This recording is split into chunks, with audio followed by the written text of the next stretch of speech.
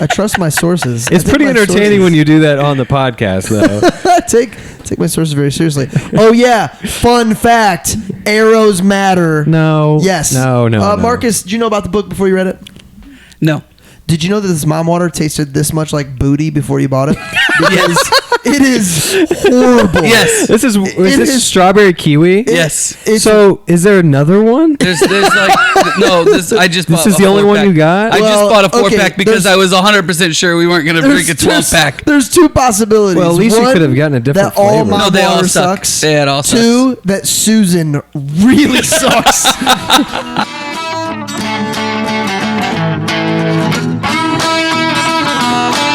Welcome to The Cover, where three Hoosier friends judge books by their covers and movies by their trailers. That's right. I'm Brett, here with my fellow Indiana natives, Remington and Marcus, ready to dive into the stories that keep us up all night and occasionally put us to sleep. Whether you're a bookworm, movie buff, or just here for the witty banter, we've got you covered. Each week, we'll dissect a different book or movie, sharing fun facts, hot takes, and moments that make Marcus cry. Spoiler alert, we're not experts, but we're definitely opinionated. From literary masterpieces to blockbuster flops, nothing is safe from our snarky reviews and wild tangents. Who knew Hoosiers could be this entertaining? So grab your popcorn and reading glasses because we're about to embark on a hilarious journey through the pages and screens that shape our lives. Or at least our weekends. You're listening to The Cover. Let's get the show on the road before one of our kids wakes up. Rem, got any announcements for us since our last recording? I'm taking my talents to South Beach. Oh, I knew it. Does that mean we all have to go? First it was N2. Then I gotta find out about this. This is great. At least this time it's not hurting my income. It's vacuum cleaners this time. Baby Remy has officially been born into this world. 10 days old now. Wow, that Remington happens Marcus fast. Ramsey. I'm trying to remember first 10 days of kids. I don't know. I feel like kind of blinking. It's like, how are we at 10 days already? Let me remind you. Oh, I please. feel like you kind of blink and it's like 12, Last night, 12 years. From, let's call it 1 until 5 a.m. in the morning, Remy had to be with me on my chest, and I can't fall asleep with him in that position because I weigh 200 pounds and can't control myself when I sleep. Yep. So I was up until 5 and then got a grand total of 2 hours of sleep. Is it a self-awareness thing, knowing you can't because something bad could happen, or is it you just can't because... No, I probably could if I had to, but it's just that freaking out like that. Yep. That's why they warn you. I mean, the nurses almost judgingly warn you, like, you're going to try to sleep with this baby. I know you're going to try to sleep with this baby. Do not try to sleep with this baby. I feel like by kid 6, we were just like, yeah, we're going to co-sleep with this baby. Yeah, I knew that was coming. Wait, I mean, literally, that was what the nurses, to say that the nurses left us alone with our last baby would be, that wouldn't be saying enough about it. I mean, it was hilarious. Like, they were like, hey, we'll be checking you on the monitors. Let us know if you need anything. I'm sure this baby will be out of here soon. I'm sure there were no Marcus Mangus responses to any questions they had that caused them to believe that you knew what you were doing. But yeah, I'm sure. But yeah, I think that it's... You slowly are like, wait, this is like everything else in life. They scare the crap out of you about everything. Yeah, but the reason they do this is there's horror stories. Sure. And I don't want to be one of those horror stories. Sure. No, they do it because they don't want to get sued for not for telling that too. For not telling Also you not true. to. You know do what? it. I'm on this side now. Correct. It's like when they tell Everyone you no. has It's like when they self-interest. tell you like no swimming in the creek. You know, at the park. Hey, no wading, no swimming, no nothing. But then everybody's wading into it and no one cares. They just have the sign up there because they're saying you're basically signing the waiver right now. Yeah. You're on your own. And then Grisham writes a novel about everybody dying. Oh, Grisham. We definitely, I feel like, did that with Hazel, but then the twins. Thank goodness. Twins, I don't know how that would be. I've never had twins. Oh.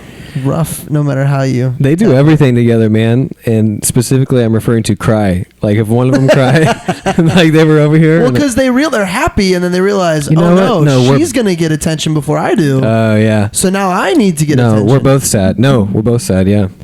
They were over. How'd they do? Did they see little Remy? Was there any interaction? I don't think they're old enough to really. You talking about the twins? My twins are geniuses. They would have. They're chunky. They're Are bouncy. they even crawling? They're bouncy stage, like where they're so chubby. So I told Riley tonight, I'm like, dude, Oakley is crawling. She's like, no, River's the one that crawls. And then she looked over, she goes, that is Oakley crawling. So they're both. River was doing more of a break dance, just spinning on her stomach. All of our kids kind of do the Bluey scoot backwards for a little bit first before they crawl. Take after dad. Yeah, maybe. But yeah, they're definitely they're moseying around, but I wouldn't call it crawling. Sure. One of your kids jumped out of my lap once. One of the twin girls. There was no wives there, and those are the things that happen when dad's in charge of 11 kids, two dads. Is Riley finding out about this right now on the podcast? You know, while she listens? you made it sound much worse than I probably told her about it. Gotcha. So yeah. So I did catch her before her head. I think some hairs grazed. Some hairs grazed. He did catch her by her wrist, pulling her arm, which has successfully popped 4 of our kids' elbows out of nurses. None of my kids have ever had this nurse's elbow thing. You caused nurse's I'm just elbow? gentle. He said none of them. He said none of them. Okay. Yeah. No. Which there's something to that. Like you two are two of the most assertive, strong, incredibly handsome. I'm trying to figure out where you're going. Athletic. Super athletic. No, that was an Annie moment. Yeah, in your so mouth. skinny. It's you guys are you play with your kids pretty tough. So I think maybe That's I true. missed out on just throwing them against walls and stuff or something. Would have helped. I didn't Probably would've. actually do that. Probably would have helped. Kind of like Tara in this book. Like she's just really strong and tough. I can tell you right now, there are so many directions this episode. I don't know. For the first time, I have no idea like where this episode is going to go. I'm listening. What we need to decide though is there needs to be a cutoff on time because I feel that this could go significantly too long. We'll be good. We'll just cut you off when you go on your tangents. I'm listening to this going, I don't know if certain individuals are going to be able to hold off on like this could uncover like some me? real opinions of situations and things that people are not gonna like. Oh yeah, or love, or be like, I don't know, but no one is safe. No one is safe on this side of the microphone, at least for sure. So should we tell them what we're covering? Let's just keep building the suspense, baby. Well, first of all, welcome to the Cover Podcast officially. I'm one of your hosts, Brett Wiggins. As always, to my left, I got Marcus Mangus. Yep, that's me. That's him.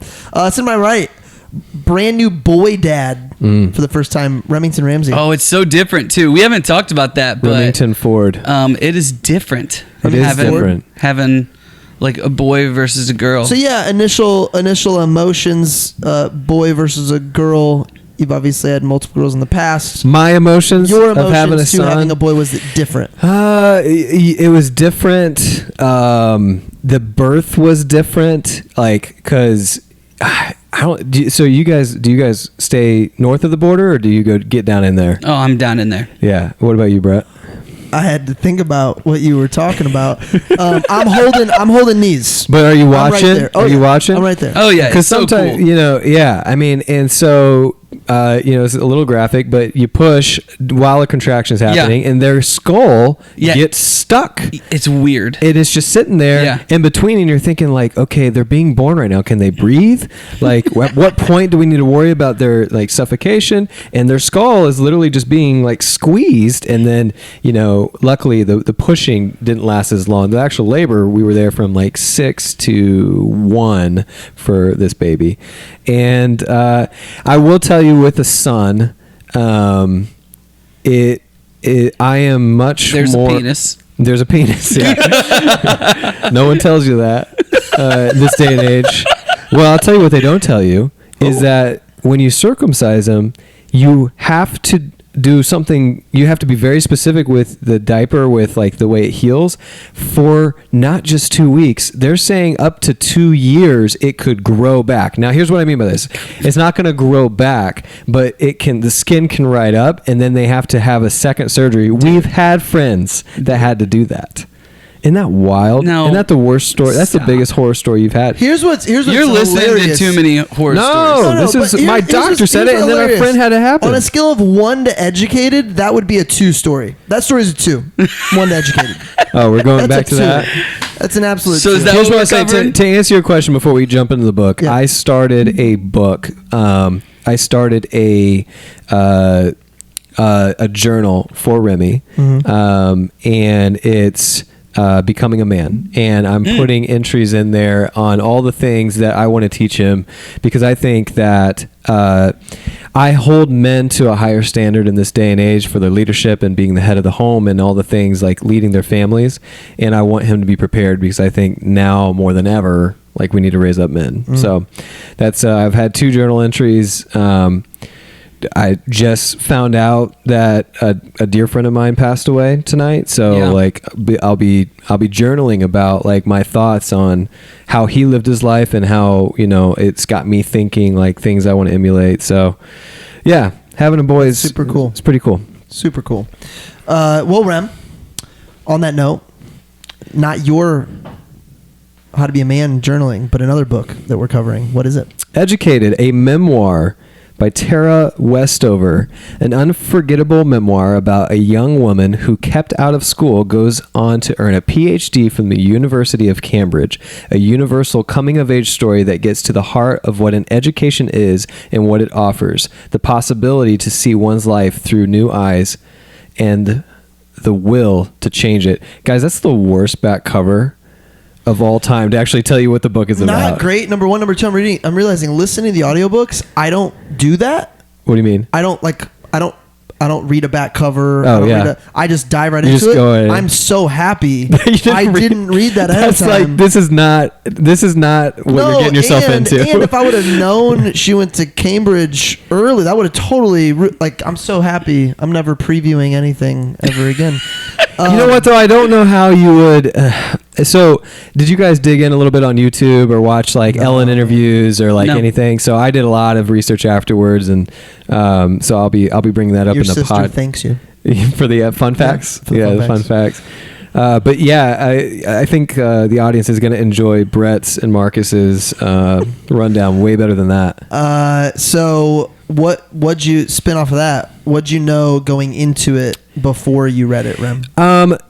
What's funny is Kelsey read it before I did, and she told me a little bit about it, and when I read the first chapter or 2, I thought it was mostly going to be about almost like The Village. Have you guys seen the movie The Village? Yeah. Older, like, It's a M. Night Shyamalan, and they end up finding, spoiler alert, they end up finding out. Spoiler alert, is 30 years old. Well, I mean, if you're gonna watch Brett's it, I mean, never seen it. I think people will watch movies based on the cover. So, like, Oh, if they that's have, true. Yeah. Brett's one of them. Don't listen until we tell you to. So The Village, the spoiler at the end is the big twist, is that you think this movie's happening in the 15 or 1600s, and it actually is happening modern day, but the elders of the community have made everyone think that there's nothing outside of the village, and so they're all wearing like bonnets and Amish clothing.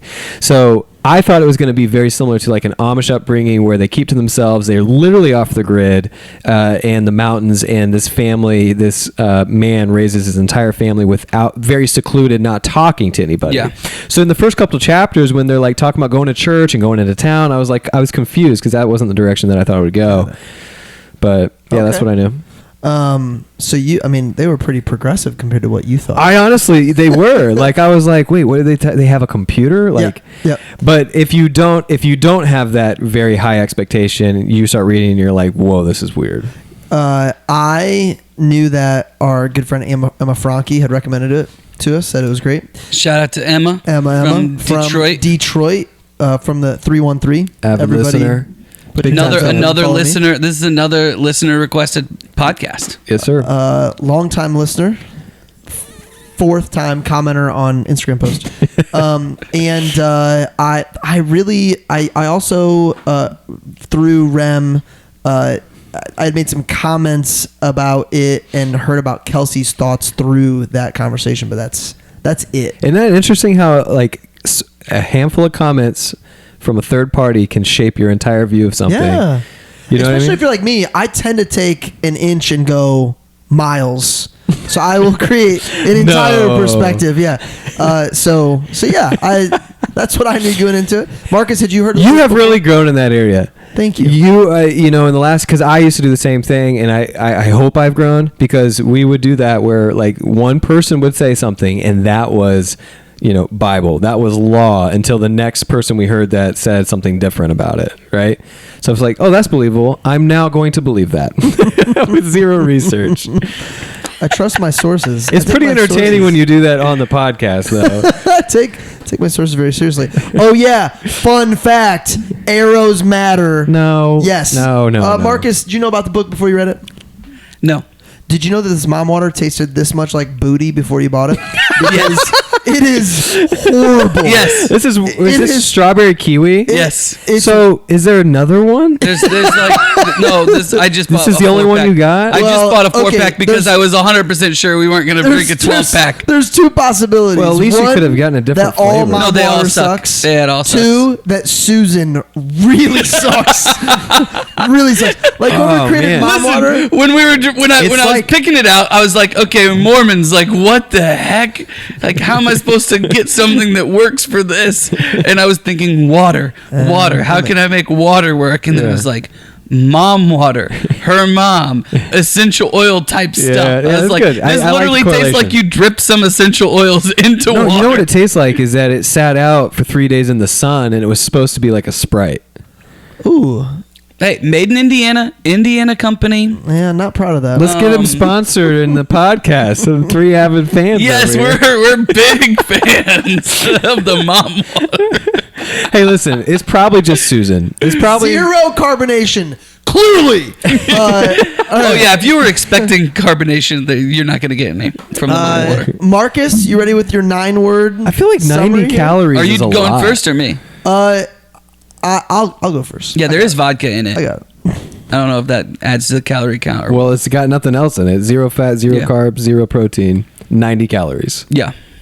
Not Is it worth the calories? great, Bob. not great. Thanks, Mom. All right, 30 Thanks, seconds Susan. on the clock and go. Big Peak, Idaho. Family. Close. Dad's in charge. Brother. What an a-hole. Other brother. Ventures out. You learn more. Let's go to college. Homeschool. Kind of. Mom. Which side is she on? Tara. Yeah. Finds a boy. Finds another boy. Gets away but can never get away. Constantly battling. What is it? Who is it? Am I right? Am I wrong? I don't know. That's that. There's too much. I'm done. I'm done. That was way over 30 seconds. That was good. That was good. I like the part where it picked the boy, picked another guy. That's a lot. Marcus, 9 words, and whenever you're ready. Girl overcomes insular family and finds her own voice. Great. What kind of family? Insular. What are you, like, better than me? Yes. All right.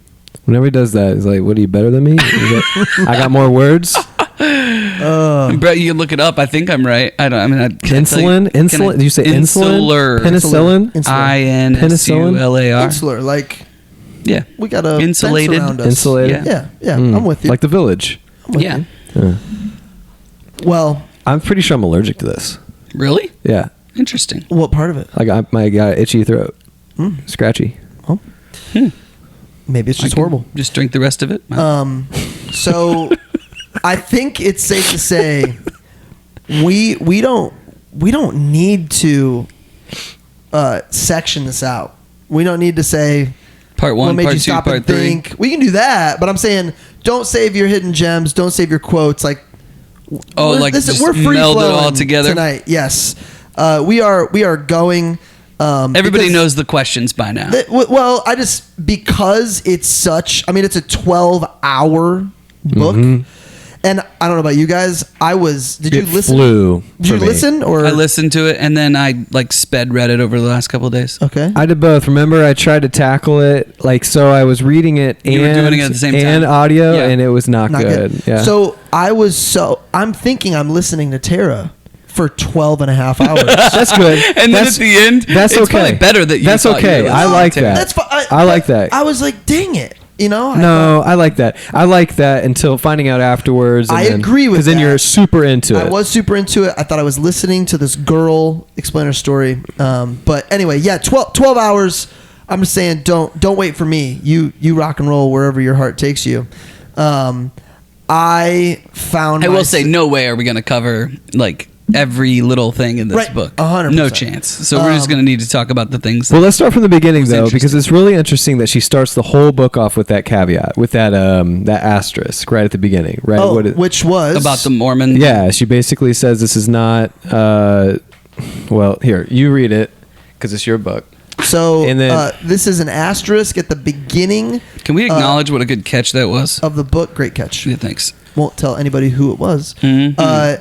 Beginning of the book before It just says she author's note. Yep.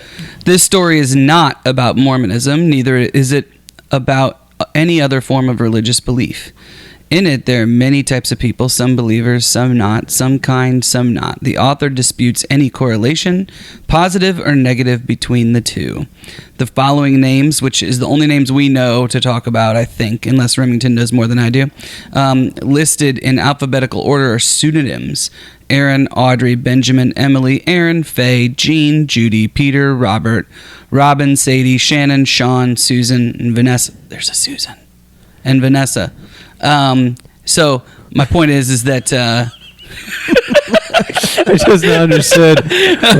my point here is that we don't know that the real names of these people, unless in your research, Rem, you were going to talk about real names. But these No, are it the doesn't only matter. names I mean, that- these are the only names that I know. I mean, basically, she has X amount of brothers, X amount of sisters, and she names the order. So it'd be very easy to find out what the actual name is. Like, Sure. you're calling them whatever you want to. When Like, I- it's definitely her brother. But those are her families. That's her family. When I first heard that asterisk, listening to it, I'm like, oh, she definitely has it out for this religion. And after the book, I'm like, I don't think she does. No, and No, I because don't that's think what so either. because that's what I wonder is like, okay, why does she? She's starting there. That's a like your first impression is that. So there's definitely a reason why she had to put that in there. Well, because the Mormon Church will come after. Oh, you. for sure. But like, so what's fascinating is you read the story and you're like, you know The what? Church of Latter-day Saints. I'm sure that the Mormon Church, this very well could have been a Southern Baptist family, because what happens is people take extremes, read the Bible, and say this is what the Bible means. They don't check it at all. They don't actually know what they're talking about. They don't have any divine inspiration when they're reading it. They're like, oh, this says I should kill people.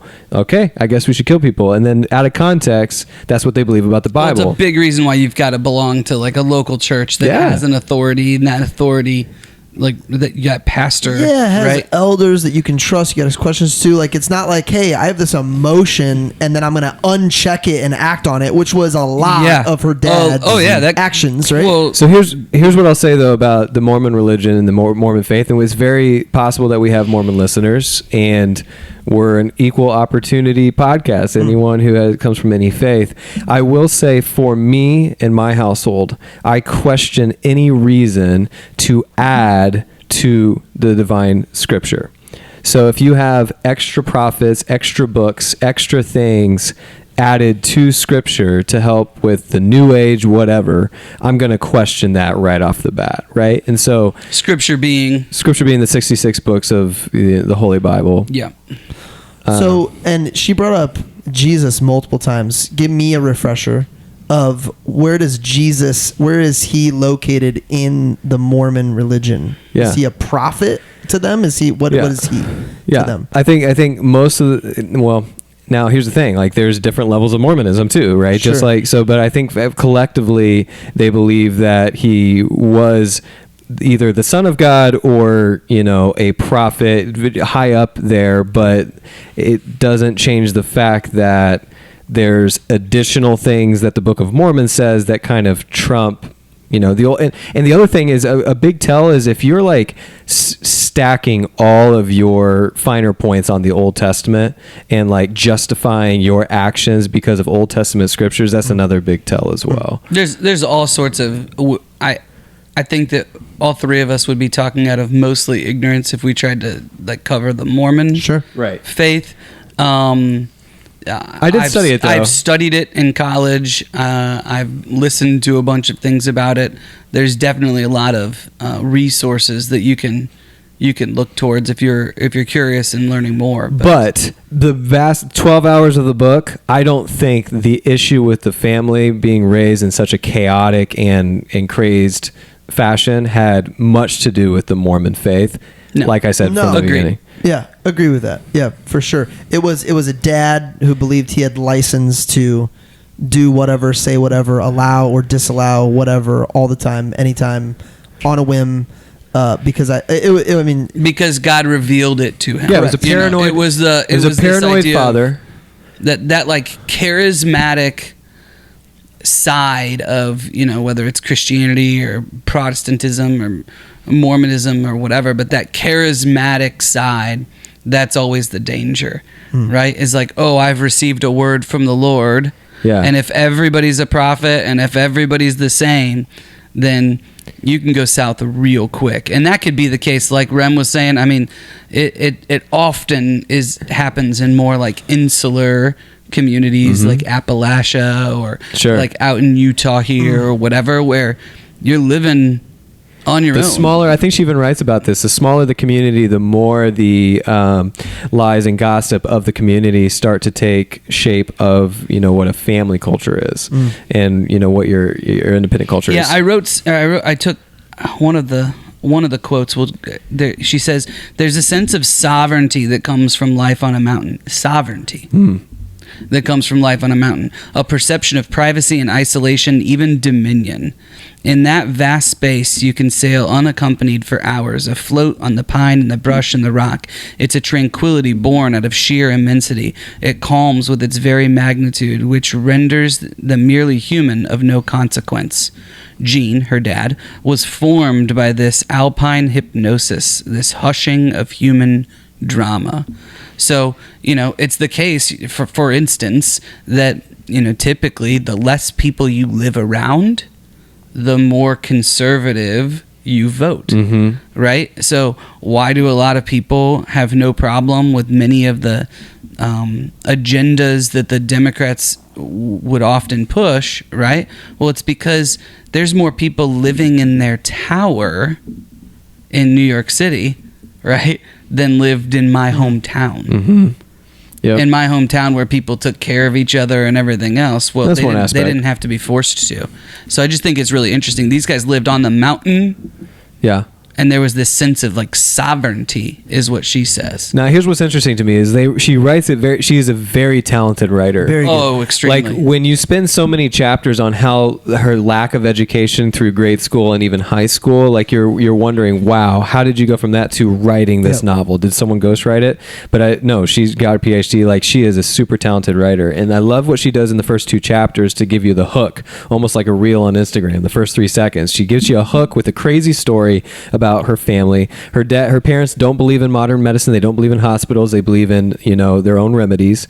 And they also just believe the government is out to get them. So they don't have IDs. Like the kids, 3 of the kids don't legally, aren't alive based on paper. Right. Yeah. She doesn't have a birth certificate for 9 years. Right. And they don't believe her at the, the post office or wherever she's getting it.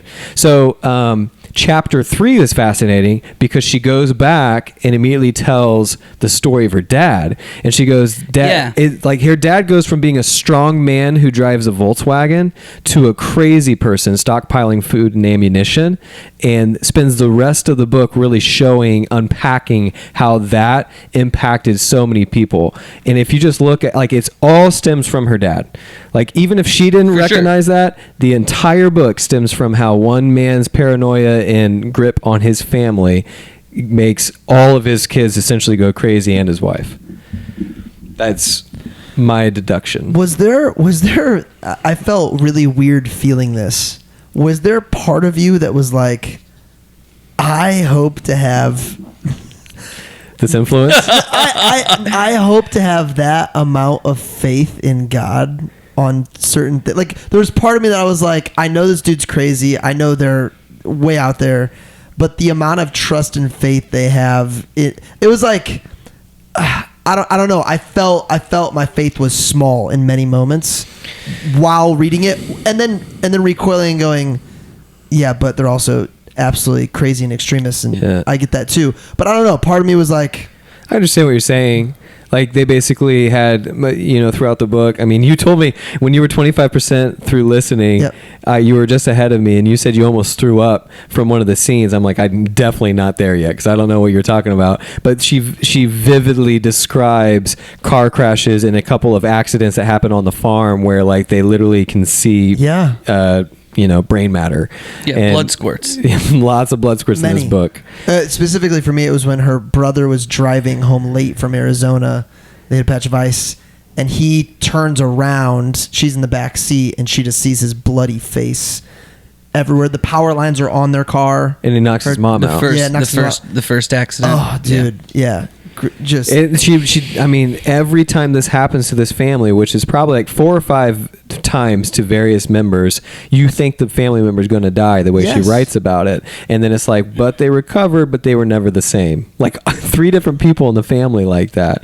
And then later on in the book, like, you're like, this is why they're all crazy. They literally all have brain damage because of all of these injuries. I don't know that or just like psychological. Yeah, sure. Definitely Psychological like abuse from the father who, depending on what you believe on, have been you're bipolar. Constantly living on edge like that. And I think in many ways, like, she's probably very strong as a result of this, but I think that, like, what she also says is, like, on the inside, right? She's just very, like, broken, confused, still fighting against those names that she was given, right? Fighting to, like, man, I had $1,000 in my bank account and I didn't have any more money that I had to spend, right? Like she's constantly having to fight against all of these things because she's got a father who's like biggest enemy, she says, is time. Right? Like, he is always trying to do every little thing, take every little shortcut, because he sees every minute as a certain dollar figure. And he's got to make sure that, he's right and everyone else is wrong. Yeah. So here's the problem I have. So, like, he constantly, the first half of the book is really about the father and how he brought up his kids to be anti-establishment, anti-school, anti-education. And the second half of the book is how that affects specifically her and her brother. And then the entirety of the book is just how the whole family was affected by it. So there's basically every chapter is a story on how this happened. And in the chapter following her mom getting hit and concussed and going through months of therapy or just home remedy therapy. I mean, she's sitting in a basement in the dark. Yeah. With the rings around her eyes. Yeah. And so she... this is a kind of, psychological abuse that happens because she goes up to her and halfway through the book, she's like, I realize your father's crazy. He's keeping you from being educated. You're smart. Get out while you can. That is a real conversation she has with her. And then in the next chapter, which is like within the same year, she's telling her the opposite. And she goes, your dad thinks that you are old enough to move out of the house because he's basically just upset that she's not conforming to his beliefs. And she goes, you're 20, right? And she goes, no, I'm 16. And her mom is like, literally thinks she's 20 years old because she doesn't have any concept of when she was born, and she's going in and out of consciousness. I mean, that's what she's going through. And so the first part of the book for me is all about laying this foundation of she says the same phrases over and over again. This is why I say, like, people who cling to Old Testament scriptures and use it to justify their behavior, this is like, there's some very brutal things that happen in Old Testament scripture, right? And people who are aggressively trying to justify not loving certain people should be called whores, certain people should be killed for their actions, and it's just that language is not Christian, and it really is not Mormon either. From what the research I did with Mormon, like the Mormon faith actually leads a lot more with love than the father did. And so in one of the chapters, the father's going to the church, basically telling all the people at church that they're wrong and that they're not good enough Mormons. Remember that chapter? Well, he said that the Mormon church is full of Gentiles. That's how he referred to them. Yeah. Right. Well, she said she's going, Dad, I'm going to go to that the Mormon college was filled with Illuminati. You think that they haven't infiltrated that college? The socialists. Her voice is for well, I guess not her voice, but the voice for the dad and stuff like that. Nice touch as well. Yeah. So one thing I wrote down about her mom that you made me think of, Rem, was her mom plays this emotional game with her dad way early. Yeah. Like she's constantly going back and forth when they want to get the home phone. Yeah. And she's like, oh, well, I thought you had said it'd be nice for us to have a home phone in case of an emergency when I was midwifing. And I'm sorry, I made a big mistake. Da, da, da, da, da. And the dad's like, whoa, no, you're right. That is what you should do. Like this emotional game her mom plays, playing both sides of the street, is never ending until the end of the book. Then she draws her line, it feels like, and she stays. But it's constantly like, it's like anybody you've seen in a relationship who is being abused in any sort of way. Like it's like they know the right thing to do. Yeah, they know the right thing to do, and then all of a sudden they're right back in. And I feel like that her mom is constantly doing that back and forth. The whole family does it with Sean. Yeah, back and forth. It's never ending, and it feels like at some points Tara's writing this book because of what Sean has done to her.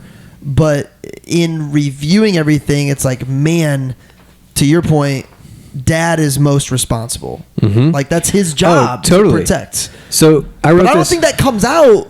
I don't feel like it comes out in the book that way. She's mad at her dad, but her anger, her fury is really with Sean still.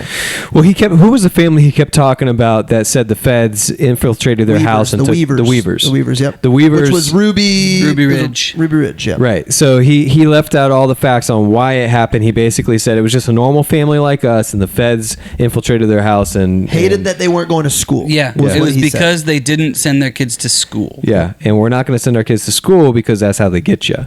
And so they're going to, and so out of fear of that happening, and he probably really did fear that happening, but he made up more lies about it to make the rest of the family fear that happening and basically rely on him, basically making him the government in this case. Well, he was the only source of truth. Right.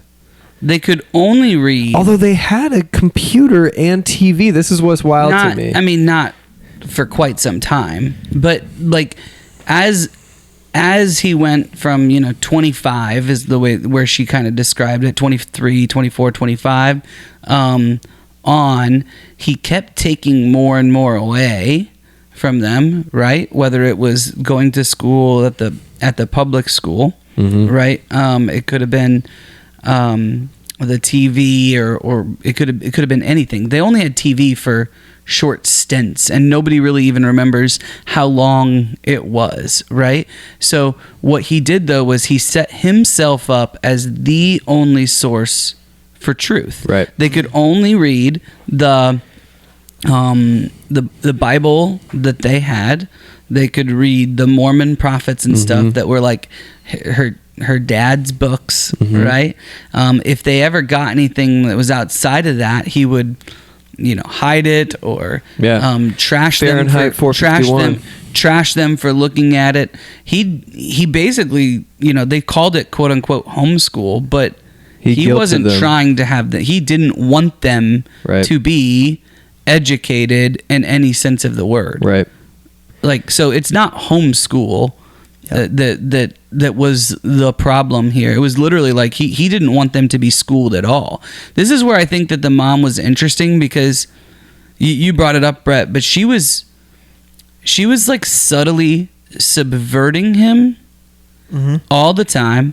And then if she was ever found out, she found ways to direct his anger at something else. Yeah. And it was never the kids. Yeah. It was always something else. Right. I thought that the thing that she did, like the tutu or the Yep. Like the at the dance. It wasn't a tutu, by the way. No, it was a sweatshirt. It was a she literally leotard. Yeah, but it was they put a huge sweatshirt on over all of these girls specifically for Tara. Yeah. And then because it came up too high on their ankles, she completely ruined the show, right, and the presentation. And so the mom, and then on the way back, the mom, well, before she says that on the way back, like, you can say, she basically says, hey, don't worry about it, I'll talk to your father, I think this looks fine. Goes through the entire show, and the father freaks out, and he's like basically talking about how these heathens on stage, and then on the drive home is going off, and she goes, you are so rad, I can't believe it, I didn't see that coming, I didn't realize it was going to be that bad. And then even later, she doesn't go, hey, she didn't own up to the fact that she was wishy-washy. She just basically gaslit Tara into thinking that it was, that was how she felt the whole time. It was her fault. I can't believe I thought that was going to be okay. But I honestly believe she thought she was going to do that the whole time, but just wanted Tara to be a part of the play. Well, maybe I think she wanted Tara to have some normal experiences, right. And then right after that, she finds the voice ask for lessons. Forgiveness. Right after that, permission. If she gets caught, yes, exactly. She knows how to not own up to it. By the way, she didn't own up to it at all. She was basically she blamed the She people. basically said, "I cannot believe that they would do that. They lied to me. Yeah, I'm so angry with them." Yeah, and she was straight lying. Right. Like but then she lied to herself and stayed with it the rest of the time. She had approved all. Yeah. Oh yeah. Well, once she did, she had to stay with it. That's the lie. That's the truth. There were little moments like that. You mentioned another one where she was like subtly subverting what the dad wanted and just taking advantage of him being unaware. Like, I am king of this mountain. Well, the tax returns. She's making copies for Tara for applying for a grant or something like that. She's like, I'm just making copies, making duplicates, making sure that all the kids can read. Yeah. Behind his back. That was not something that he wanted. And that all leads to eventually her agreeing what Sean has done to Tara and her sister and saying it's being handled, all to find out that she never even told the dad about the conversation or said that she believes Sean had been abusing his sisters, or the case may be. Like, it's setting us up for, why are we surprised? Like, this woman has been doing this the entire time. She wants to let Tara do her own thing, but at the end of the day, she's absolutely going to side with her husband. She actually wants Tara to get out. I mean, when Tara comes to her and says that she's not going to go back, she says, the mom says, don't say that. I don't want to hear that. Right? That was what you were talking about, Rem, where she's like, no, don't say that. I don't want to hear that. So here's what's interesting about the dad. I would at least, now he's paranoid and he's crazy and he's creating the truth, all like you said, but I would at least respect him more if he was completely following through with that and believed in himself and followed through all the time. But he continues to make exceptions based on his own ego. If his daughter's good at singing, right? Totally. So he's like, my daughter's good at singing, so you know what, let's go ahead and get her these, somewhat racy clothes so she can be in the play, but then we'll just trash them the whole time while they're in the play. Don't talk to them when you're not acting, but when you're acting up there, I get lots of compliments, and then I'll say, we're That's blessed right. to the Lord. Yeah, it's about him. And then even about the math problem, like, she shouldn't be learning math But she goes over there and she goes, Dad, you know how to do this, right? Can you show me? And he grunts, but then he's like, yep, I can do it. And then basically does it and then makes the concession on his own, issues with math so that his ego can shine through. And so like, I just, the last little respect you could have had for him where he's just like so convicted in his beliefs falters at his own ego. Well, even once Tara's like really successful and wins these scholarships and things and is able to go to Cambridge, he's like, see, our education works better. What I did worked better than what everybody else did because nobody else has won this prize from BYU. Yeah. Right? Like what I did was better. It's not about Tara and her success. Mm-hmm. It's about him. Mm-hmm. It's and that's, I mean, that's wrong. So it is do we believe that he's bipolar, or is he just a misguided egomaniac? Both? I think he was diagnosed with bipolar even based on the mom. The mom who, she brought it up. She actually said, Without he's Tara, definitely bipolar. Like, I mean, probably. He was never diagnosed. She does say that in the book, but... Well, she was clicking her fingers together. Oh. She figured it out. Yeah, that's true. She might have done that, I guess. Why do you think Tara spends so much time telling us about the endearing moments about not just her dad, but about Sean as well? It would have been very easy that relationship for her. with Sean is a crazy one. It is. Because I think it needs to hurt so bad, the betrayal of someone who was so beloved. Like, it'd be one thing if he was just an animal all the time and he's this jerk and you just hate him, but it was the Jekyll and Hyde of the situation. He would come back and he would, basically say, I cannot believe I did that. I am so sorry. And like in the first couple of stages, he wasn't doing anything to her. She had heard that he had started bar fights or just fought people in town, and he had this like reputation, but he'd never done it at home, and he was protective of her. And then all of a sudden it just completely switches, where he basically takes out all his anger on anyone who's weaker around him, which always just happened to be Tara. And it just it makes you so angry, right? But I think the reason why she told all the sweet stories about is just to show like the emotional toil that she went through. This brother who I loved, I thought he loved me, and then he kept hurting me emotionally and physically.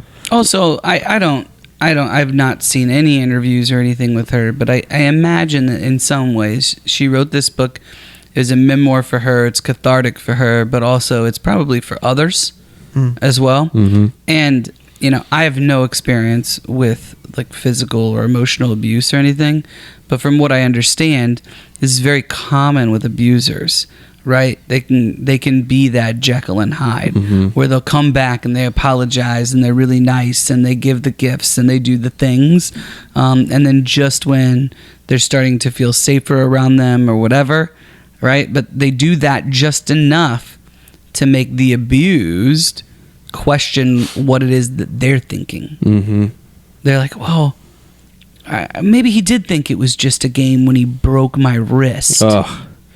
Right, that chapter is so frustrating, and had me when she's laughing because she's laughing to make people think because she was embarrassed. No, so there was one person that I was most irritated with in the entire book. Do you guys know who it is? I mean, so there was one person that I was like, you need to stand up and be a man.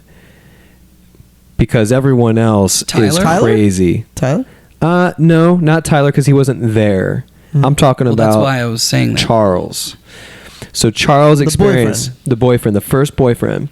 So he puts her in this wrist lock and hurts her, and Sean, her brother.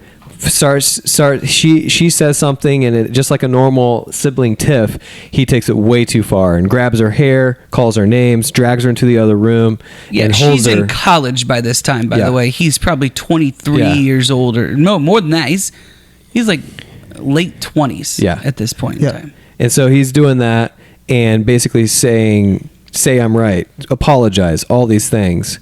And she's strong-willed and can't believe this is happening and isn't complying, right? And he twists her so much so that she either sprains or breaks her wrist. And that time it's her toe. Yeah. So then The time that Charles is there, you're the talking time about? no, the time that Charles is there, this is the second time he witnesses her being dragged by her hair to the bathroom. Oh, yeah. And thrown into the shower, and he goes in there and she laughs to cover it up, thinking this is what we do all the time. And he knows because he leaves immediately, goes and he cries and he says, I can't handle this. Yep. If I was Charles, that would have been the last time Sean did anything. Like, if you're a guy and you're reading Sean that, probably would have beat Charles up, but no, he would have not at have. least tried. Well, yeah. I mean, it describes Charles as like not a little guy. Like, I don't care if you're half his size. If someone's doing that, like, and I'm in the room, I will tell you, growing up in probably a rougher situation than either of you, there are dudes I can remember from high school that were very Sean-like, that had a very short temper, very kind, but if you did something wrong, dude, I mean, they were nuts. Yeah. They were nuts. There was a kid that was in a senior year of high school, went to an IU football game to visit some friends and got in a fight in the stadium and sent this kid to the hospital, all over nothing, but no one was, he's no one did anything. Crazy. Just like, so snap. I understand that in high school, you're in college, you're dating a college girl, and you see that. I don't care who you are. You're putting that dude in his place, or you're at least stepping in. Or you're at least gonna take it Something. instead of her. Something. You know, like, yeah, be a man. You're officially a man. I could put myself in the position of the weaker person, right? But there's still no chance that I'm gonna just stand there and do nothing. No chance. You walk in, you see what's happened. Zero chance. Yep.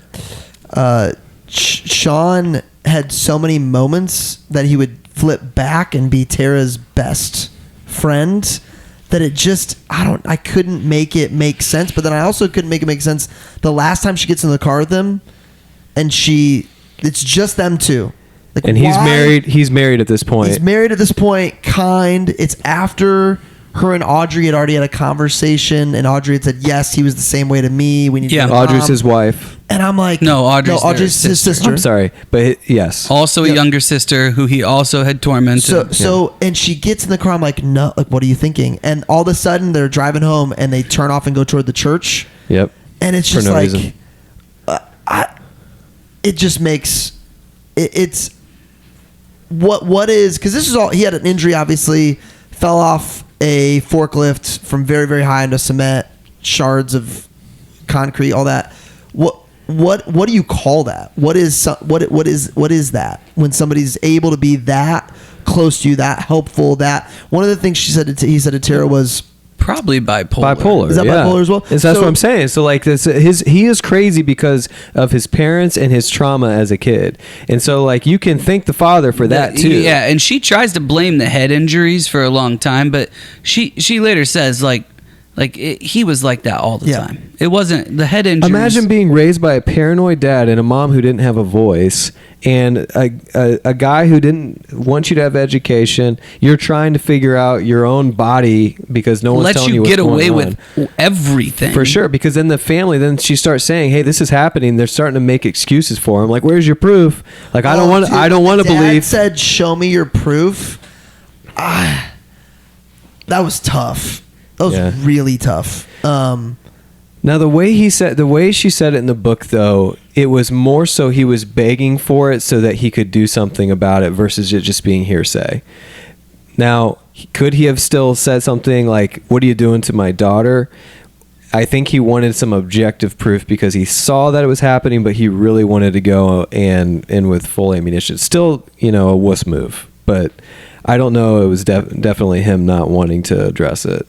Yeah, I don't know. Well, I mean, if his son is really this way, and if that is wrong, then his family is just like all those other broken families. It's not this perfect thing that he's built it up to be. Mm-hmm. Right? Mm-hmm. So, like, I think he's lying to himself as well in these moments. Like, because he doesn't... that can't be true. It can't be true because I've raised you all right. Mm-hmm. Right? Like, that can't be true. Yeah, again, it's his own. It's just, it goes back to his own ego. In this, Well, and I think that Sean talks himself into a lot of the things that he does to Tara as for her own good. yeah, Oh yeah. So that she's not this whore or whatever, you know? Like, it's awful. And, you know, he says some things to Tara that I think really push her in the right direction. He gives her the last $100 that she says was like a sign from God that she was supposed to go back to school. yeah, Right? But that specific power yeah. Where you're the was savior. devastating because she couldn't even touch Charles's hand at first, because the minute that a boy touched her hand, even though she wanted, like, she was literally dreaming, teenage her was dreaming about him just touching her hand, just taking her hand and saying, hey, I'm your boyfriend, basically, right? And she recoils instantly, Yeah, and she thinks, oh man, I'm a whore. yeah, Because that is the name that was given to her by Sean and her dad. and anyone who acted like that, anyone who, like, it makes you wonder how any of them got married. Because at what point were they allowed to have feelings for another human being? Yeah, I don't know. Well, they certainly weren't allowed to, I guess, show any skin or whatever. Yeah. You know. So we got pretty deep. I know this is a kind of dark book, a really heavy book, but there is some humor in there. I thought chapter 23 was pretty funny when she's talking about how they said that she was pregnant, and she goes, I guess I could be pregnant. Oh, shit. And she goes, I haven't kissed a boy. Do you have to kiss a boy to get pregnant? And she's 20 something at this point. Dude, No, I mean, she was 15. No, she's not. Yeah, she is. Because it was she's going back. She's going back and talking explaining- about. Oh, really? Because Sean Yeah. says I've been hearing about at high school what's said about her X, Y, and Z. Oh, okay. Yeah, Well, even still. because this is when she's doing all the plays, Yeah. right? And Right. and Sean is telling the dad that, you know, So fun she's fact- got this reputation, and dad immediately thinks that means she's pregnant. Fun fact, I looked it up, and she does have a very pretty voice. Like, if you look up, like, her, she sings on like a Larry King Live or one of the, like, she did a book tour with, I mean, she was on Ellen, all these big names, and a lot of them, most of them focused on just like the core of the book and the abuse and how well adjusted she was for her upbringing.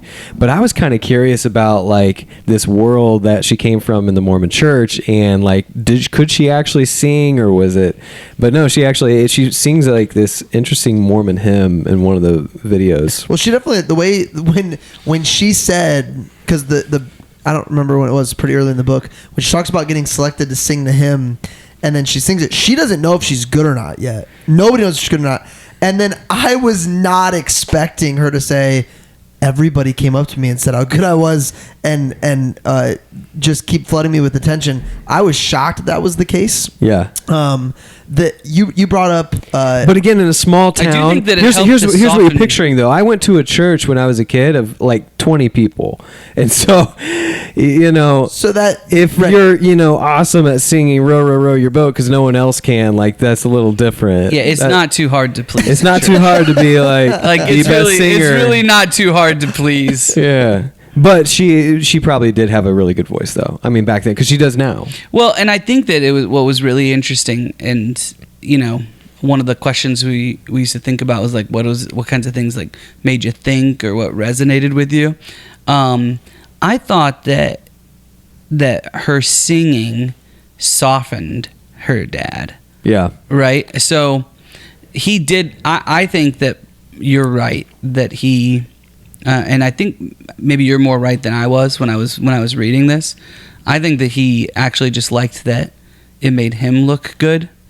But I actually couldn't help but think about like when I used to sing in church or in plays and musicals and stuff like that. Like my grandpa would always come. And my grandpa's like not a Christian, doesn't go to church. But if I was singing at church, Yeah. he came to church. And that just kind of reminded me of that because it ended up being part of her ticket out, like part of what made her curious. Like listening to that Mormon Tabernacle choir that her brother gave her Yeah. all the time was in so many ways like that little thing that propelled her forward and opened up some of these doors. Okay, I found the quote talking about the books that he allowed them to read. Chapter 28. Dad said the Book of Mormon should be cherished, not studied. And that makes sense because if you would have studied it, you would have realized that he's a heretic and a hypocrite. So like he revered That their dad was? Yes. Yeah. He's like, this shouldn't be, he literally, the quote is, the Book of Mormon should be cherished, not studied. And so what that does is that makes you put whatever you decided to read out of the Book of Mormon and what you remember as the law with no context, and then everything fits my belief the way I want to feel. So if the dad, which we don't know his true upbringing, if he was abused, I mean, he has a horrible feeling towards women. And regardless of how he got there, he is looking through the world through his own truth lens, trying to figure out how everything fits what he already believes, which we all do, by the way. He just really stuck to it. I just thought that was such a fascinating quote from chapter 28. Yeah, I actually wrote down that I think that I think that this can happen to anybody. It actually strikes me that he's probably pretty smart.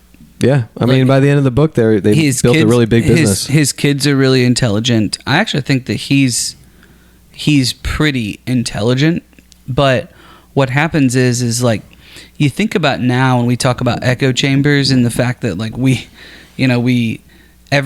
this algorithms, right, on whether it's like YouTube or Instagram or TikTok or whatever, will put you into this echo chamber so that you're only really getting things that confirm your own bias, which is what you're talking about, right? Well, imagine if you live on the side of this mountain in this already small town. What's his TikTok? You can go with nothing. They don't have the internet. Well, they did, I guess, have internet, but I'm sure it was dial up. Just thinking about the timing of it all, right? He's controlling not only information that everybody else reads, but what he's reading as well and choosing to believe. Right? Because he feels sovereign. He doesn't feel like anybody has authority over him. Nobody in the church has authority over him. Nobody in the state has authority over him. He's right. Everyone else is wrong. And by the way, even when everybody else is wrong and the world goes to crap, we're going to have all this stuff. They're not going to have it, and I'm not going to give it to them. Right. Which is not scriptural at all. No. Like, that's the opposite of the whole, theme of the gospel. So I thought chapter 24 was kind of if you look at a movie, the scene where the protagonist is figuring out the lies that they've believed all the way up until the middle of the movie. And there's rising music and they're flipping through the pages and they're figuring it out. 24 is where figured out that his belief about what was the family's name again? The Weavers. The Ruby Ridge. Was like a complete fabrication. So like for the entire book up until that point, I mean, 24 chapters of her constantly bringing up, we don't want to be like the Weavers. Like, this is what happened to the Weavers. And then all of a sudden she literally said she remembers it as if it was her. Yeah. Right. She says she remembers her seeing her mom that's how drop she starts a baby. the book, is that like her earliest memory isn't even really hers. Right. I think that's crazy. That reminds me of the Alan Alda book, which we covered on the show. Agreed. It's the stuffed dog. Yeah, he talks about, in the final chapter, he talks about this science show that he was on. And one of the episodes, they were proving how memories are skewed and you don't even realize it, but like very little details will change over time, even within a week. I can't remember the example he used is he said you would look at two pictures. Yep. And one would be the real picture and the next one would be a fake.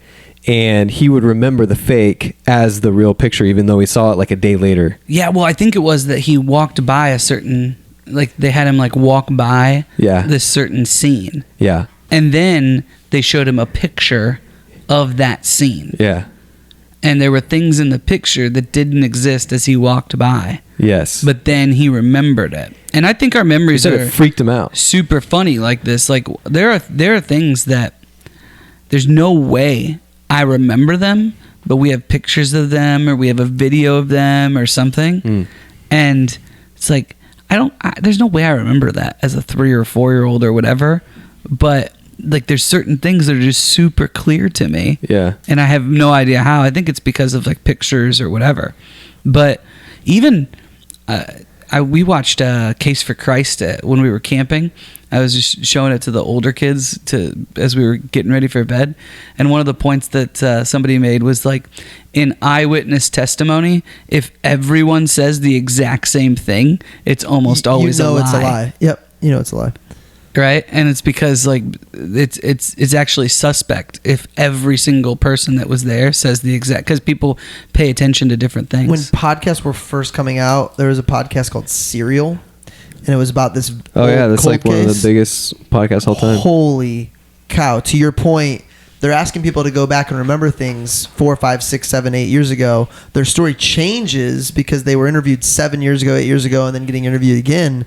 That's totally normal, but it's getting pitted against them as... Well, there's multiple points. You can tell she's trying to get this right, because there's multiple points in the book where she's like, this is how I remember it or how I wrote it down, but I wasn't 100% sure how this happened, so I called my brother. Or I called my brothers, plural, and I was like trying to figure out what it is, and nobody can agree. It's also interesting that a lot of the times that happened, there was major pandemonium and adrenaline going on. Her brother's leg getting burned, and she remembers being the one that does something, but somebody else remembers whatever. My brain literally probably just starts scrambling in those moments because we're using, we're fight or flight, just whatever we need to be doing. We don't need to be remembering what we're doing. You brought up Rem, her not knowing if she's pregnant or not because of her uneducation. How about her not knowing about the Holocaust? Oh, yeah. Holy cow. Could you imagine being in that room, not being her, but being another student in that room, and some student at a university that everybody's 18 to 22 years old goes, what do you mean by Holocaust? I've never heard that word. Like, what is that? I mean, for her to get from there to Cambridge, what a 4 years at BY. That really speaks to like what her mom taught her, though, was like, you need to be able to read. And there's this other moment where like she's reading these things, and when she's trying to study for the ACT, she's 16 years old. Yep. Right? And she is like, okay, well, I should be reading this. And she doesn't understand it. But she says that it developed in her the patience and the perseverance of reading something that she didn't understand. Yeah.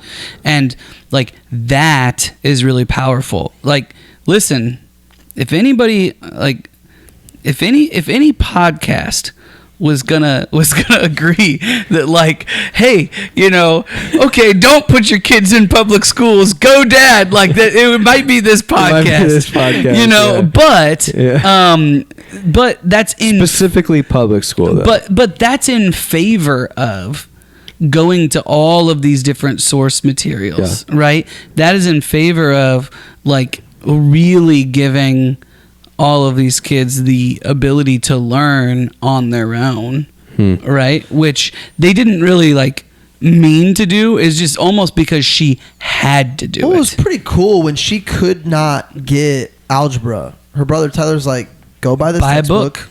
Cool. And then later on, do you remember the art class she's taking? Yeah. And she's like, well, I was just looking at the pictures. I thought we were just supposed to look at the pictures. And her friend's like, you're supposed to read the textbook. Yeah. And the quote I have from it was, read the textbook. Turned out to be incredible advice. Yeah. We really can teach ourselves, when given the proper resources, a lot. Yep. Like, holy cow, she's proof of that without a doubt.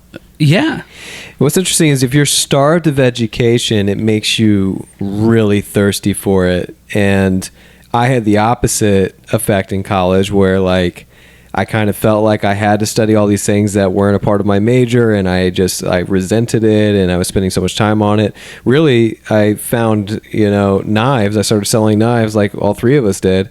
And by junior year, I realized I was going to sell knives the rest of my life, and I didn't need to graduate, but I wanted to finish. And so I was a pretty bad student. Like, I got great grades, but my grades were based on the fact that I figured out the system of studying. Yeah. So I didn't retain any of it. So I didn't actually start reading. I was just telling the story. I didn't start reading truly until I got out of college, because it was things that I was choosing to read.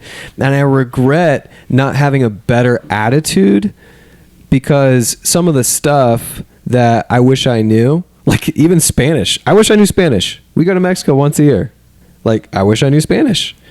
But like at the time, you're learning something that you don't want to be learning. It's so much hard to learn that way. It is a great. I try to tell students I work with, like, if you're gonna be there, Learn. you're gonna be there anyway. Yeah. Like, do it or get the heck out. Like, one of the two.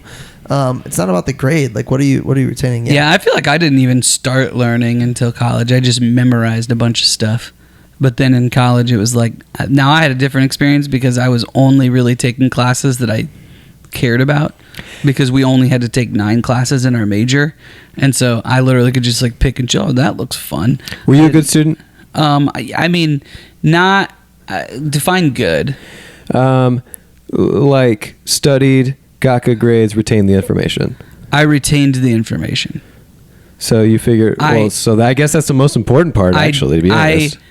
Actually, no, there is something to be said for studying, like learning how to study. I wasn't taught how to study very well. Yeah, I cared that I understood the concepts and understood the information more than that I did every problem right. So college like lended itself to my style of learning, because in high school I got great grades, but the only points that I missed were because I like didn't do the extra credit. Like I was lazy.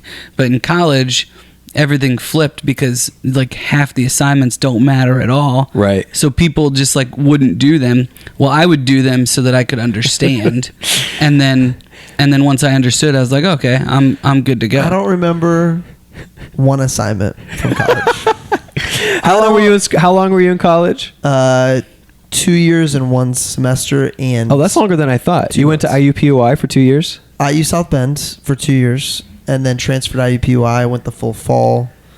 All right, so we always make fun of you for not graduating. It's just kind of like, honestly, it's an old joke. I don't know that we've made fun of him that much in our Actually, you make fun of podcast. yourself more than we do, to be honest. Like, I think it's one of those. Yeah, you got to get ahead of it. You got to get ahead of it. You got to get ahead. But of it. I think Brett's saying it because he's like, I still make more money than all you. That's true. Well, there's, I would say, many of the people I know that are doing well don't have a college degree, sure, but I would say I did not. I don't remember. So but you're there for 2 years. Like, you don't remember studying, or So were you a bad student? No, I had 3.5. Really? When I went to, I remember some of my. I was an art student freshman year. That's how you had a 3.5. And art is what I believe it to be. Dude, I remember doing some of those projects, but I never took extra time. Like, I always only did things in class. paint by numbers. IUPUI was I was there. School was 3rd, 4th, 5th on the priority list. I was just doing things to get them done, like last minute or like as fast as possible.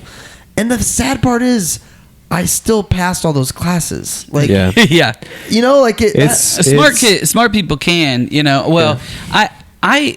We all were pretty successful at Cutco, and all knew before school was over that we were going to do Cutco right after school. Mm-hmm. Like, knew that was going to be the career. Mm-hmm. And I literally thought at many points in time, I'm not going to go back for my senior year. Really? But yeah. You also had some trauma that happened at school. There was trauma. B, we crushed it that summer. C, I knew I was going to go back. Sales, give some context here. Sorry. Yeah, in sales, I had an awesome team. I've never heard you say that. You considered not going back to see. You were Mr. Wabash. I still am, yeah. And I still considered it, though. And the more I thought about it, the more I thought, no, man, I've got to finish. Yes. Like, I'm going to regret this forever if I don't finish. That's and I was right. I was right. But I think that from a college experience standpoint, it was different. I wonder. 100%. I wonder. So there is something to be said for the type of school too. Like, you went to a commuter school. Yep. Both schools you went to, you transferred. The second one, like, I don't know if that's something to do with it, but I went to a private school, Christian Olivet school, and you went to a private men's college. Like, yep. I wonder if there's something to be said for the pride in finishing from a school standpoint. I don't know the answer. I think if a school is actually preparing you for post college life, there's probably value in finishing, without a doubt. If you're just going to go to school, if the amount of people that are in school spend all that money that don't have a major declared or don't even know why they're at that school, it's just the school that their friends are going to or their parents went to, or it's the cool school to go to, like that is, I would say there's not a whole lot of value in finishing that experience. There used to be. Sure.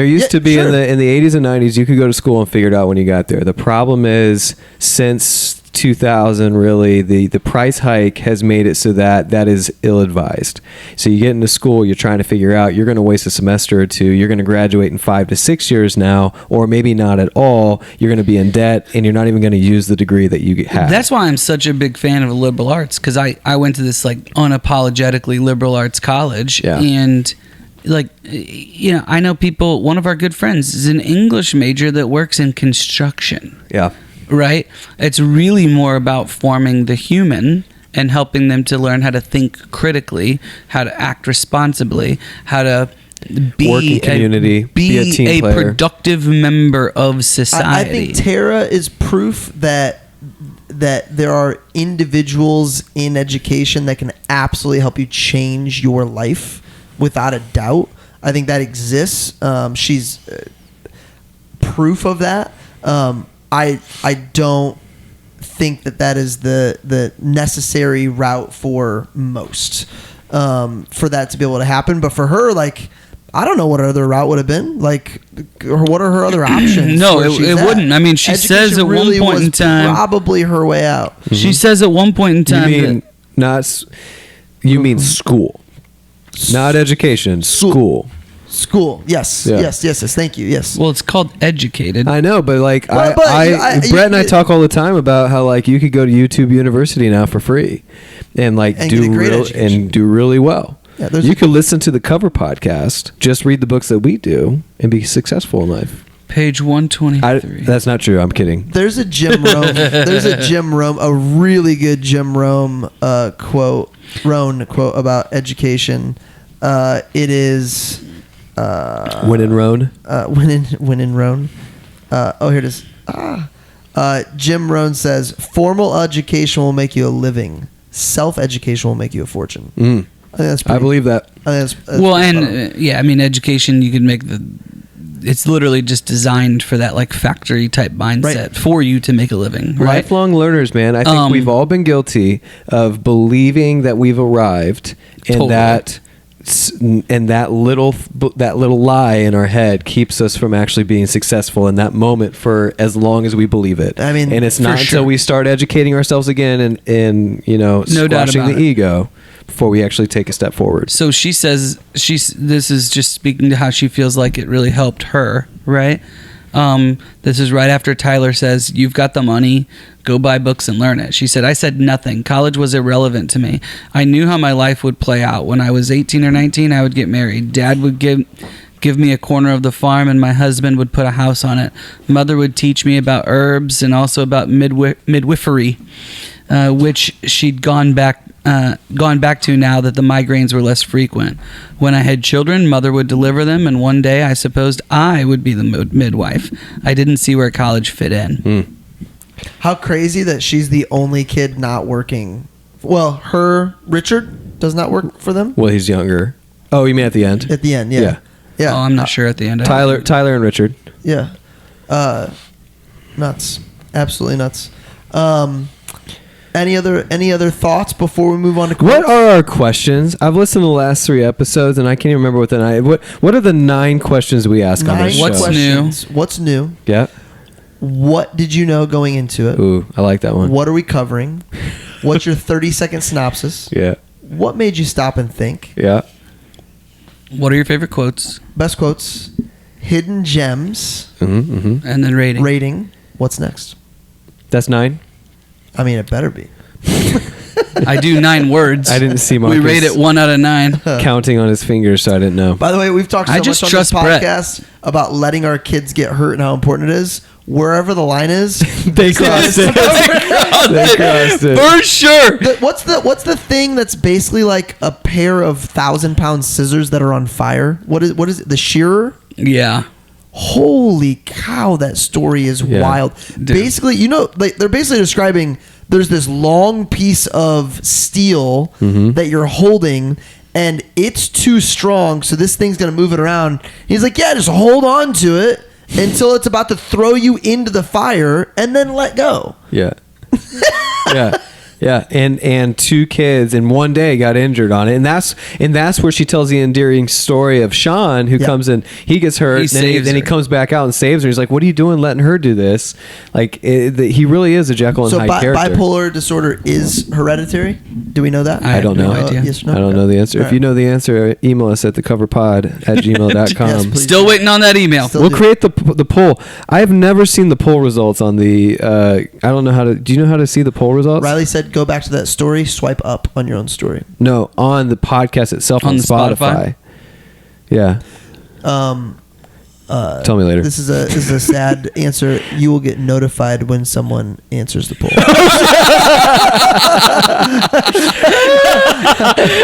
but since you're being authentic and real, I've never actually seen the poll. You told me you saw the poll. Didn't you vote on it? I don't know. Oh man, that's hilarious. And I also so this has been a learning curve for me because I've been the one that's posting like the episodes. He's doing great. Thanks. I posted the wrong date, so it was out of order. Yeah. Really sorry about Alan Alda's book. It's up there. Check it out. But then also like I posted a poll that started before the episode even came out. So which I guess is okay because it teases you about it. Now, can we at least, though, I thought that there were multiple moments that, like, there was that. We talked about, like, every story needing a guide, right? And this is a true story, but it's her story. Mm-hmm. Right, and so to tell the story, you still have the guide. The bishop, who really, I thought, just demonstrated love. Yeah. And grace. Like, he knew where she was coming from. Mm-hmm. He's not stupid. He knows about. He knew the family story. He knows about these kinds of things. But he took the time, and he just wouldn't take no for an answer, to the point where he came out of his own personal finances to get her to go. Right, multiple times. Mm-hmm. Like the first time was just with her tooth. Right? And then he's talking about, like, hey, you really need to apply for these grants. Like, just think of it as my money, because it's my tax money that's going to the. I literally want you to have it. There's no strings attached. Please take this grant money.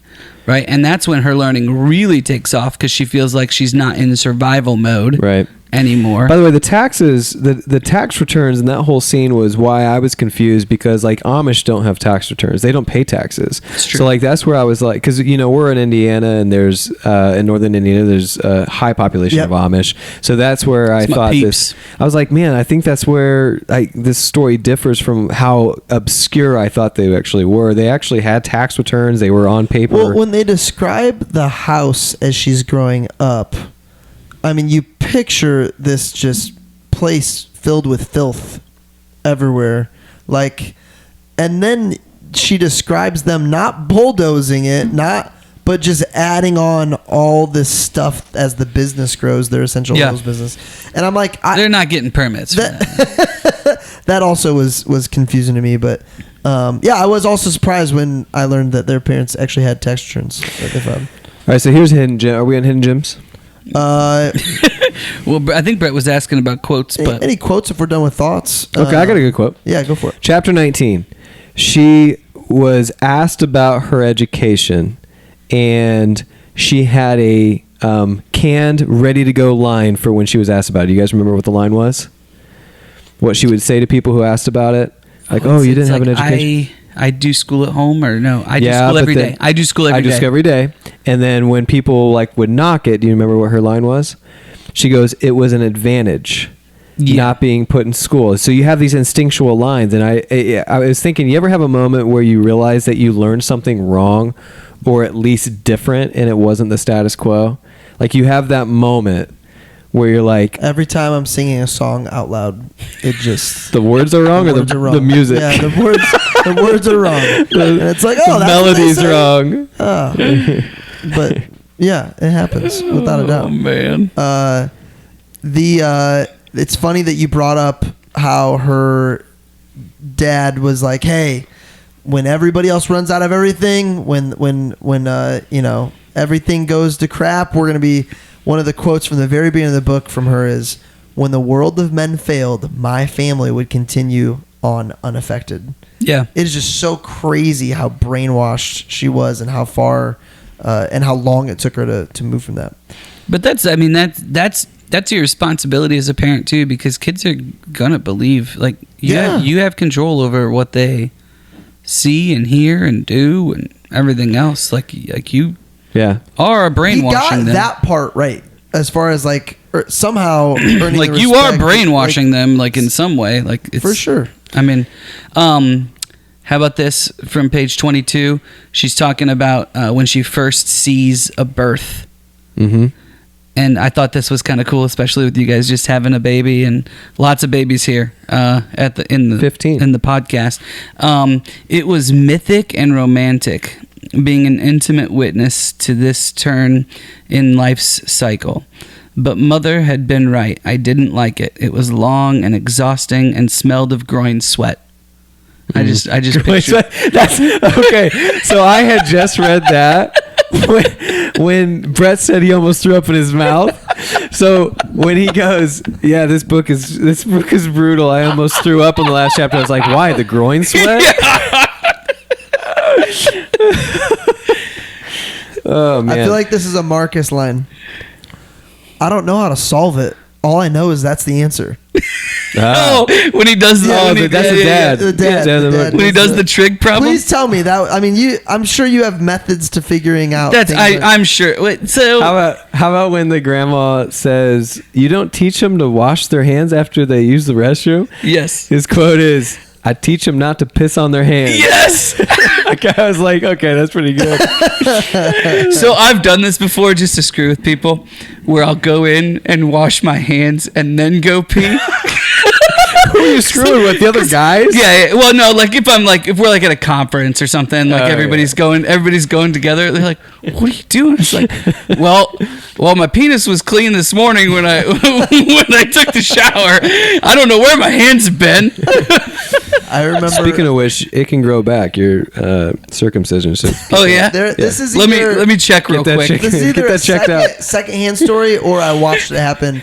I'm in a B-dubs, R.I.P. B-dubs. I love it already. And we're going to the bathroom, and there's this guy that pops in and washes his hands before, and he goes, "That hot sauce is hot." Oh, that's so true. Well, do you have any other favorite urinal lines just while we're here? Because I also like standing next to people and saying "nice watch." Like that's one of my favorites. No, I like to put my hand over and say, "Hi, I'm Remington." If it's at a we're talking about conferences. Yeah, and it's like a sales conference, and we all know each other. I got some great opening lines at conferences. My favorite Rem line to open is, "How much money do you have?" Yep. I love that one. You just walk up, "How much money do you have?" And they're like, "You mean like on me?" I'm like, "No, in general. Like, how much money do you have to your name?" And then, half the people actually tell me. I have one more urinal, but Tammy listens, so I can't decide if it's appropriate or not, so I'm going to save it.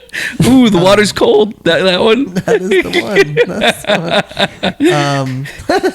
one. You don't have that problem. I thought this was powerful. I don't remember what part of the book it is. It's definitely close to when you were talking, Marcus, where she has this realization, or maybe it was Rem said, where her dad is viewing the Book of Mormon as a book to be cherished. Yep. She says, "I would never again be made a foot soldier in a conflict that I did not understand." Mm-hmm. Yeah. I thought that was super, super powerful. That was when she was talking about the racism. Yes. Okay. Along that line, I wrote this down and I laughed. I stopped the mower. As you guys know, I listen while I mow sometimes. Who doesn't? I stopped the mower and I wrote this down and I doubled over laughing. I said, "As she is talking about learning world historical events for the first time, I'm wondering if Brett is learning alongside her." During this chapter, Brett's listening. He's like, "No way." Brett's like, Holocaust. I still don't know what that is. For this book incorrect, but everything else very much so. We will do Pirates of the Caribbean, and I still can't figure out if that's fiction, nonfiction. Oh my gosh. Black Pearl. I did. So we've been very hard on Gene, the dad. But he has one quote that is worthwhile. Could you guys not get over the fact? So here's another thing. As I was reading, I realized she's our age. I know, we're like the exact same Usually age. you read a book like this and you're like, oh, this happened a long time ago, Yeah. or like, no, this was happening while This we all were doing happened life. like she as talks we were about her kids. mom's oils taking off so much because that community viewed it as an option outside of Obamacare. So it would have been like, what, 8, 9, 10, 20? Yeah, well, I mean, But she Y2K, didn't say that until the end of the book. The Like- Twin Towers, like she's talking about all these formative times. This like, Yep. Yeah. like this, like in some ways, this is kind of a podcast for millennials. Like Yeah. the movies that we pick and I stuff don't know, like boomers. that. We've got some This boomer is listeners. This is the first millennial author My that crew we've has done. been Yeah, that's driving down the age. We've got some current college students listening in as well. Oh well, that's Might fine. get Yeah, educated. I mean, that's awesome. Yep. I was just thinking like all the movies that we're picking are like 100%. sentimental. How old is millennial Grohl's movies. Grohl's a millennial, isn't he? Who? Grohl? Dave Grohl's a No. millennial. He's not? No, he's Gen X. He's Gen A. Gen X. Gen Well, hold on. A. So I read a book on Gen X. the different why can't I think of the word? What do you call that? You got Gen X, you got millennials. Those are all generations. On how we break up the generations, and it's basically huge world events that group can remember. So if you can remember life before the internet, I believe is the event they use. That's how they do it? That's millennials. Oh, that's interesting. That would make sense. And if you can't remember life before the internet, then you are. I don't know if it's that one. I don't know if it's life before the internet because No, he's saying that the we're way pretty we old do. millennials. Like the oldest millennials are like 42. They can remember life without the internet, so they are millennials as well. Yeah, You're but proving I'm my talking point. about I'm talking about the younger part, like the people that are 30 and millennials. I think what he's saying is just not like a generation is defined Yeah, by. that's It's not true. a year. It's not a decade. correct. It's It's defined not a by certain pivotal number of world years. events That's or true. things It's that not happen. correct. It's not 5 years. It's not 15 years. It's those events happening. Yep. Agreed. Did you find your quote, Marcus? I did. Did we Go ahead. stall long enough for you to find your quote? I had it before you started talking. I was just being nice. He asks her. She calls home to say that basically she just failed this test. Right? Dad answers and asks how college is going. She says, "Not great. I had no idea it would be this hard." The line is silent, and then he says, "It'll be okay, honey." "It won't," I said. "There's no scholarship. I'm not even going to pass." And her voice was shaking. He said, "If there's no scholarship, there's no scholarship. Maybe I can help with the money. We'll figure it out. Just be happy, okay?" Some redeeming. Yeah, where'd that come from? Like without these moments, here's she the doesn't. thing. Without these moments, she doesn't. Here's what I said a couple episodes back. We are reading this through her eyes. Now, I don't want to take it because she talks about Totally. abuse. Yeah. She talks about abuse, so I don't want to diminish any of this. But when you talk about your own life and your own memories, you write it in a way where you are in total control of the way you depict a single character. Yeah. And if your interaction with Gene is every time I was in the room, he was talking about how the government's going to take over and women are whores, but the truth of the matter is, he said that a couple times, and she really just, didn't like him, so that's the way she painted the picture. Like, it makes you wonder, right? And she is estranged from her family now. And, I mean, you write a book like this and basically outing everybody, it'd be really hard not to. In the final chapter, she basically writes about how her family disowned her because she chose the path of, I don't know what they called it, sin, basically. But it does make you wonder, how crazy are they truly, or is there any embellishment at all? I mean, I don't know. It's her story. Yeah. There's so many times just in normal everyday life where I'll hear one person's story and be convinced of, okay, this is the course of action, and then I talk to the other person and I'm completely flipped on the other side. Talked about this at the beginning of the show. So I would say you're probably onto something. There's one moment that I just want to make sure we hit on.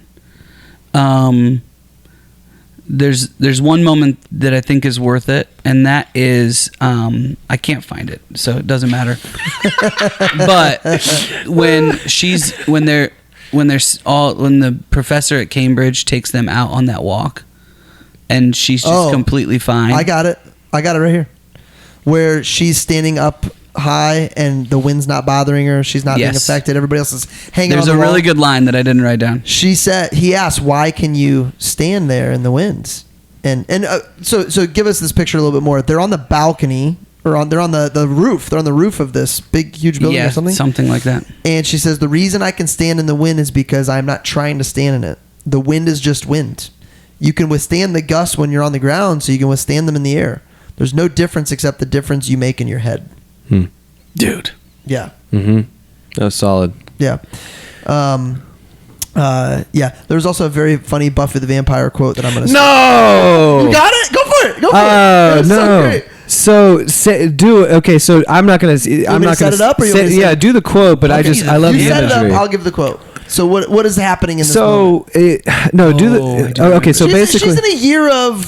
She's a super talented writer. Yep. This is what I wrote down. I literally verbatim. She's a super talented writer. She's focusing on you focusing on putting in your shoes details like pausing Buffy, and then later saying she's talking on the phone, staring at a frozen screen of Sarah Michelle Gellar. Yeah. Like that kind of imagery puts you in the scene. Like you've been there where you pause a movie because of a discussion you're having on the phone. But like the reason why this is so Brett and I are both individually writing our own books right now, and so like we're super into writing and just journaling in general. It really makes me want to look at how I'm writing and like, can I be better with the imagery of like focusing on details like that to put you in the scene. Makes it so raw. I love so that. Real. So I don't know what the actual quote was. Basically, she's writing her PhD. She writes one, or I don't. Is that with the right phrasing? She's her dissertation. Her dissertation. She gets one chapter done, and then a year straight turns nothing into her advisor, whatever the case may be. So he finally meets with her, and he's like, "Look, you might want to think about dropping out of Cambridge and going home." She freaks out, goes to the library, gets a whole stack of books, takes them home, and she says, "The books had moved to my bed, where they propped up my laptop while I worked steadily through Buffy the Vampire Slayer." And I think any students experience that situation for sure. Hidden gems. What do we got? Well, that was one of them for me. I jumped ahead. I liked the Siddle Lister game. Yeah. I thought that was really fun. That I mean, you have so to they be replaced smart to be able to do that. So Siddle Lister, they swapped first letters Yep. of words. Yep. And then had to, like, if you were going to say a number, that was A word not a that number. sounds like a number, like the two. word 4. Yeah, the word 2. You had to say 3, I believe. It was either 1 or 3. Yeah, I mean, to your point, very smart family. Very that's smart fun. family. I don't know how long I could last in that. But you just wouldn't talk very much. I hated the way she started the chapters Well, until I loved it. How'd she start it? Dives right in, no warm up, middle no of the scene? explanation, just full on go. And then before I'm like, I love And this. then backs you into it. Yeah. I like that. Why did you hate it? First couple of chapters, I was like, I need more. She just Set it up? Yeah, yeah. I really like chapter 18 because she describes taking tests and making guesses based on her own experience. And I'm like, we all do this. Like, if we don't know the answer on a test, we try to take anything from our life and up until that point to try to figure out how to get an answer for a question we have no idea what the answer is. Yeah. Not just test taking, but just in general. Like, if you're trying to make deductive reasoning is so fascinating to me based on our own life experiences. I thought that was cool. I knew she got that great score on the ACT the second she started making fun of all the students about caring so much about the ACT. Yeah. I knew it immediately. When she What do you think you would score on the ACT? So top score is 28. Is that accurate? No. What's the high score? I think it's 36. Hold on. It's 36, I think. Okay. I never took the ACT. And ACT is based on what are the 36. areas of what are we? Is it grammar? Is it Math, reading, Science, I think, is in it. English, math, reading, science. English? Ugh. Math, good. You mean the language we speak? Reading, science. I mean, so assuming each Is it? Can I do it in rap poetry? assuming each of the 4 sections is worth 9 points each, 18 to 24. Could we do this? Could we just take the ACT? My last hidden gem that I reflected on was she sees Richard with his wife around their family. She says he's trying to live in this new world with his wife, but around his parents he's stuck being their kid. And I think we can all relate to, like, not like protecting our spouse from our family, but definitely like trying to make comments here and there so everybody's on the same page, but still being like, you know, my wife is my best friend, like the most important relationship I have on earth, but I still respect my, like, it's a weird dynamic that she views Richard trying to live out. And I was just like, yeah, I've done that. I've been there. Yeah, that's cool. The last one I had was I thought this was cool because we talked about this in Forrest Gump. She prays for $1 million wound so she wouldn't have to die operating the machine. You remember that? Oh, yeah. She's operating the machine and she's basically praying like, let me get a scar so I can go back to mom. Yeah. But not too bad because I could literally die doing this. And I was like, man, there's so much recall between just the episodes we've done on like the things that we've learned, like the $1 million wound. I think we were meant to read this book because we kept on saying that we need to put our kids in more bad situations to get hurt. We know, no. First of all, I never said that. Let them take more risks for Yes, sure. I did say the greenhouse effect. I didn't say put them in bad situations so they get hurt. It's a little aggressive. They find themselves in bad situations. I mean, Rating time.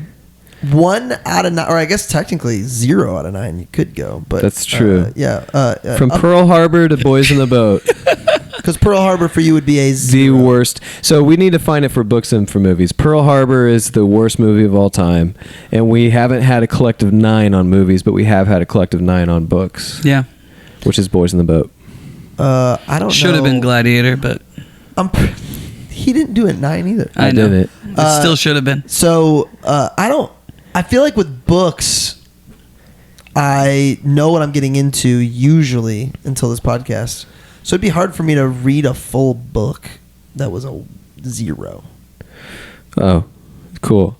I thought you were about to rate it. No, book. but you said we have a movie. Pearl Harbor. The worst book of all time? Worst book of, yeah. Oh, we can pick. I mean, we're not going to do Pearl Harbor for this podcast. I'll quit the show. I'm gonna muscle test this real quick. What's the worst book of all time? What was the rating of this book? Hold on. What's the worst book of all time? I have no idea. Mine. If you have the worst book of all time, Yeah, let us email thecoverpod@gmail.com. Mein Kampf. It's probably not. No, I mean it's pretty influential. It's probably, yeah. Don't send Marcus email on that. He's taking What's your vote? What's your vote?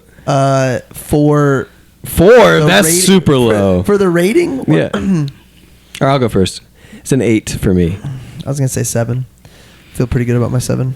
Yeah, I'd give this one like an 8.5. Yeah. Wow. You really liked it. I did. Yeah. I mean, It's written really well. I think she's an incredible writer. She really is. Yeah. She's a very, very good job writing it.